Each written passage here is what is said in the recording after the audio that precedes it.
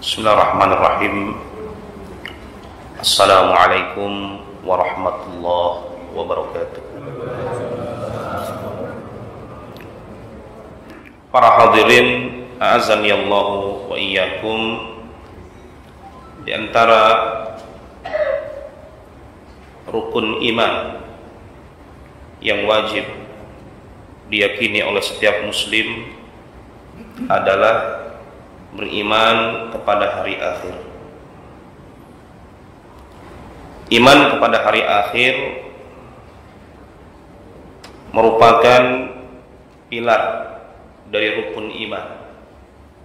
Bahkan dalam banyak ayat Al-Quran, Allah Subhanahu wa ta'ala senantiasa menggandengkan antara iman kepada Allah dengan iman kepada hari akhir. Seolah-olah ada satu pesan di situ bahwa kalian tidak dianggap beriman kepada Allah kalau kalian tidak beriman kepada hari akhir. Ada beberapa unsur di mana seseorang unsur dari hari akhir yang harus diimani oleh seseorang. Yang pertama, beriman kepada kiamat sugro, yang setiap orang punya kiamatnya, yaitu beriman kepada kematian, bahwa setiap kita pasti akan mati. Kemudian setelah kita meninggal dunia, kita masuk ke alam kubur. Di situ kita menunggu Allah Subhanahu wa ta'ala membangkitkan kita. Dari awal manusia diciptakan, yaitu Nabi Adam alaihi salam, sampai akhir manusia yang meninggal, dia akan dibangkitkan. Tidak tersisa satupun. Kemudian setelah itu, iman kepada huru-hara yang terjadi di hari kiamat. Kemudian setelah itu, beriman kepada kebangkitan. Dan disitulah manusia dikumpulkan ya, di tempat berkumpul. Makanya disebut mahsyar. Mahsyar itu tempat berkumpul. Kemudian ada apa saja di mahsyar ini? Beriman bahwa manusia akan dihisab satu dengan yang lainnya. Semuanya dihisab, amal-amalnya dihisab, diverifikasi semua. Amal baik, amal buruk, semua diverifikasi. Kemudian setelah adanya hisab, beriman adanya mizan. Mizan itu timbangan. Amal baik masuk ke timbangan kanan, amal buruk masuk ke timbangan kiri. Kemudian manusia setelah dilakukan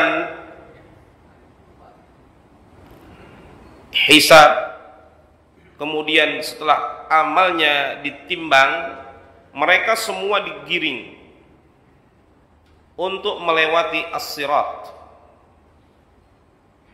Namun dalam perjalanan mereka melewati menuju as-sirat,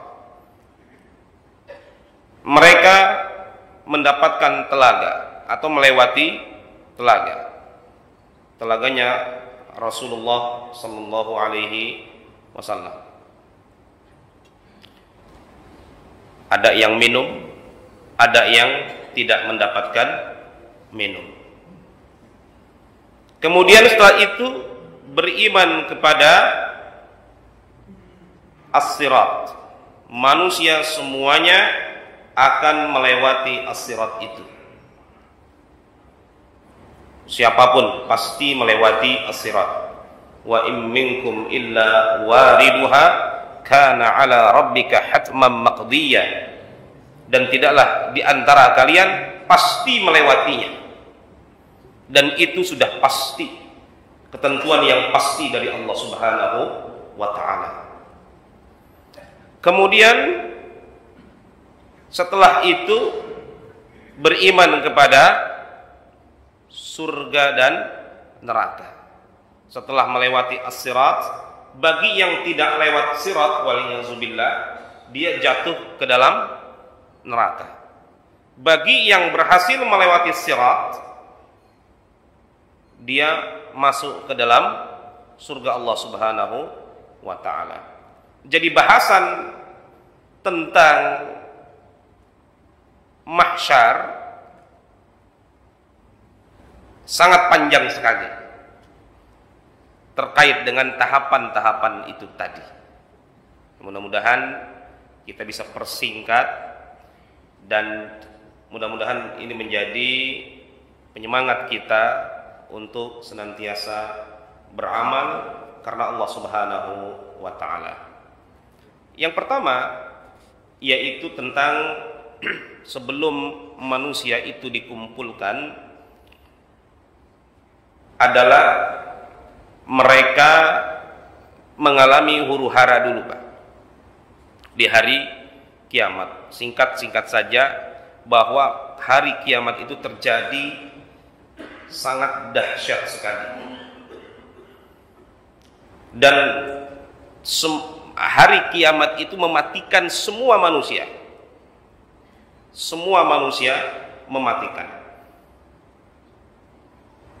tidak ada yang tersisa, semua mati. Ini tiupan pertama. Tiupan pertama, semuanya mati. Karena di hari kiamat itu ada dua tiupan. Tiupan pertama menghancurkan semua. Matahari digulung, dilemparkan ke laut.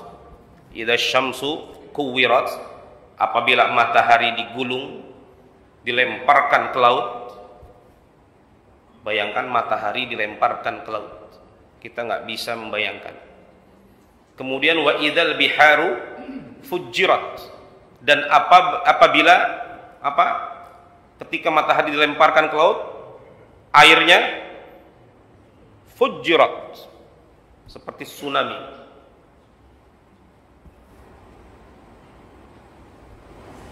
Kemudian wa idzas was-sama'u futihat wa fakanat abwaba, dan langit-langit itu diretak seperti seolah-olah ada pintu-pintu, retakan-retakan pintu.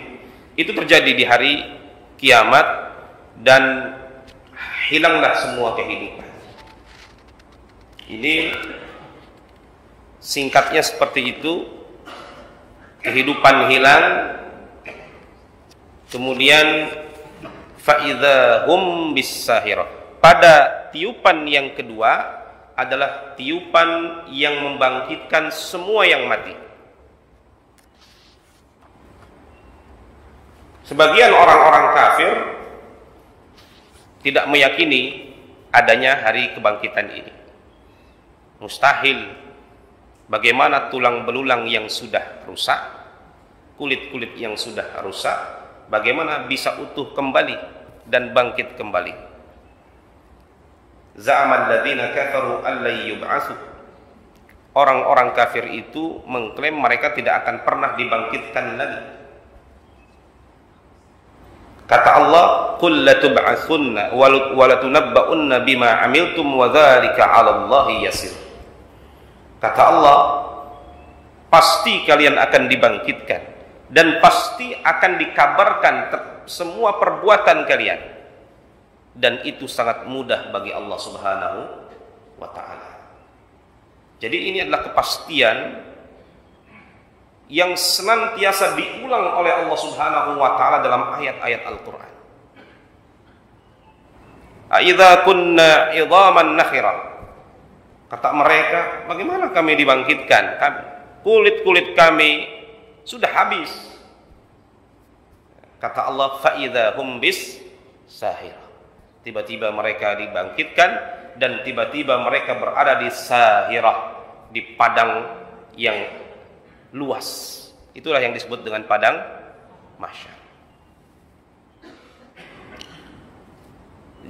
Semua akan dibangkitkan oleh Allah Subhanahu wa taala, tidak tersisa sedikit. Semuanya. Nah,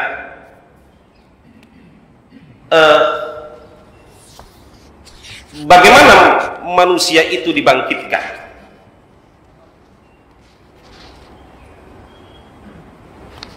Yang pertama, jadi semuanya pasti akan dikumpulkan, dan ini sudah keyakinan Ahlus Sunnah wal Jamaah, ya.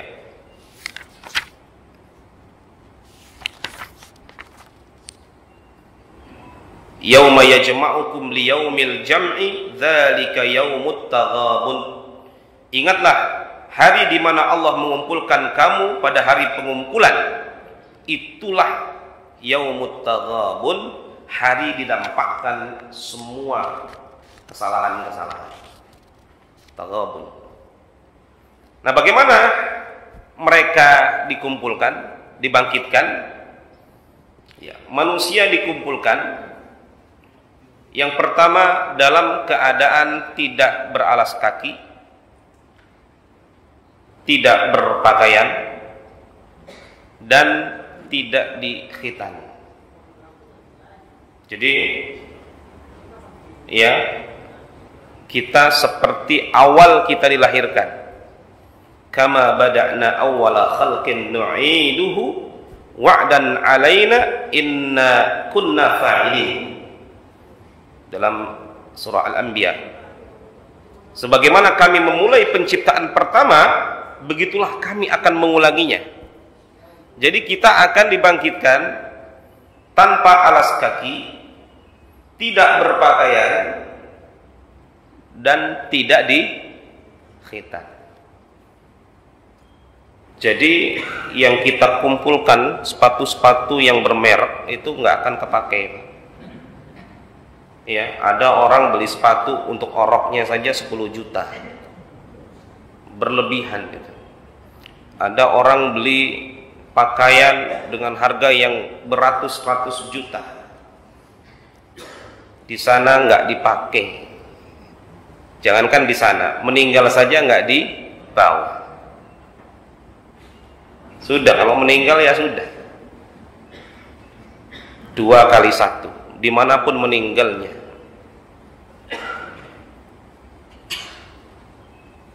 Yuhsyarun nasu yaumal qiyamah, kata Rasulullah sallallahu alaihi wasallam.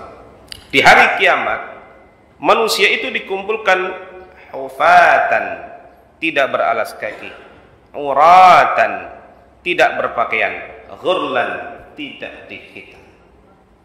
Kata Aisyah radhiyallahu anha, ya Rasulullah, kok bisa dikumpulkan seperti itu? Nanti mereka akan melihat aurat satu dengan yang lainnya. Apa kata Rasulullah sallallahu alaihi wasallam? Ya Aish, al-amru yawma idzin ashad min an yandura ba'duhum ila ba'dih. Perkaranya, kata Rasulullah, wahai Aisyah, perkaranya pada waktu itu lebih dahsyat dari harus melihat satu dengan yang lainnya. Jadi mereka nggak kepikiran dengan orang yang berada di sebelahnya. Udah nggak peduli lagi. Bahkan terhadap diri mereka pun sudah tidak peduli lagi. Karena di situ mereka dikumpulkan untuk menanti hisab. Jadi semua akan dihisab oleh Allah Subhanahu wa ta'ala. Iya, ini sangat dahsyat sekali. Nah, di hari itu matahari didekatkan. Matahari yang sangat jauh itu didekatkan. Subhanallah, didekatkan. Sehingga ada yang keringatnya sampai betisnya. Ada yang keringatnya itu sampai lututnya. Ada bahkan sampai dadanya. Bahkan ada yang berenang dengan keringatnya. Setiap orang sesuai dengan apa yang dilakukannya di dunia. Tentunya hari yang sangat panas itu, ketika matahari didekatkan, itu sudah dalam keadaan berkumpul manusia. Manusia sangat butuh naungan, sangat butuh tempat berteduh. Kata Rasulullah SAW, ada 7 golongan yang akan mendapatkan naungan Allah nanti. Yauma la dhilla illa dhilluh, di hari yang tidak ada naungan kecuali naungan Allah Subhanahu wa ta'ala. Subhanallah. Jadi bayangkan ya, kita mengantre hisab dari awal manusia lahir sampai akhir manusia meninggal. Giliran kita, bayangkan itu. Begitu lama sekali, dan itu adalah hari yang sangat lama. Butuh naungan Allah Subhanahu wa ta'ala. Dan di situ ada orang-orang yang mendapatkan naungan. Mudah-mudahan kita semua dapat naungan Allah. Yang pertama, kata Rasulullah SAW, al-imamul adil, pemimpin yang adil, itu dapat naungan Allah. Subhanallah, keutamaan jadi pemimpin lah. Ya, ketika dia adil, dia dapat naungan Allah. Subhanallah. Mudah-mudahan Allah memberikan kita pemimpin yang adil. Amin. Makbul, makbul. Katanya nggak boleh nyebut amin ini. Ya.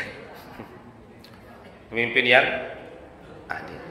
Yang kedua, wasyabun nasya'a fi ibadatillah, pemuda yang tumbuh dalam beribadah kepada Allah. Subhanallah.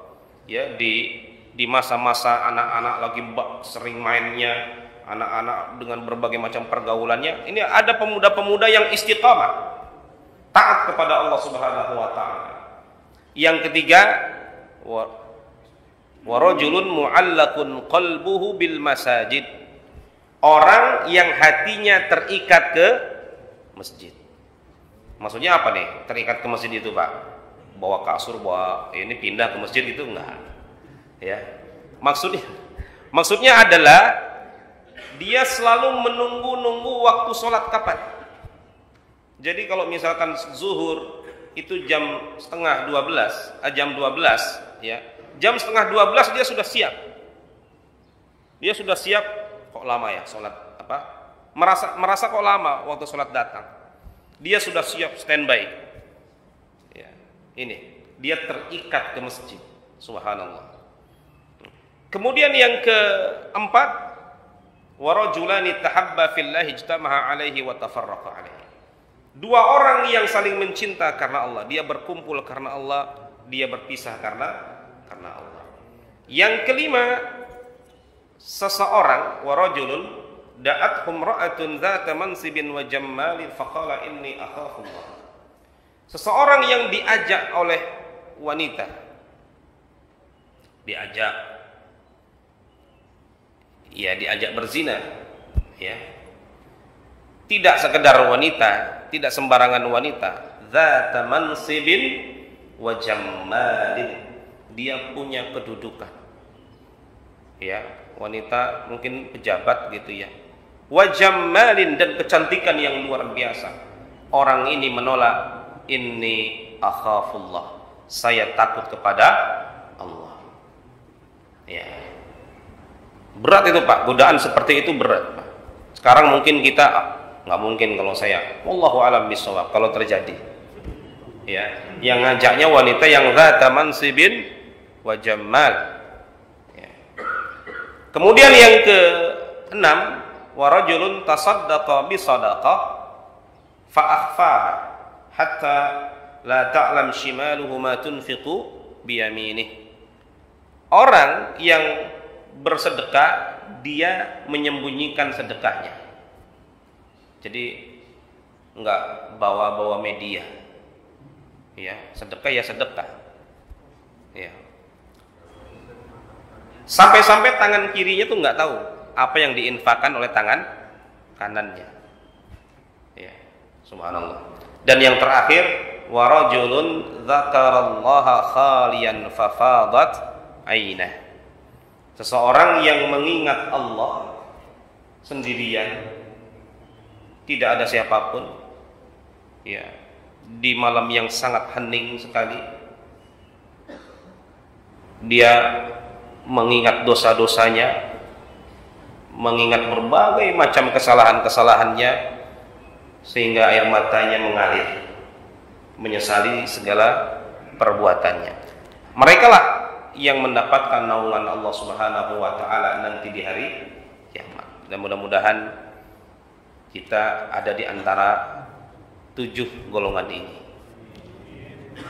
Wassalamualaikum warahmatullahi wabarakatuh.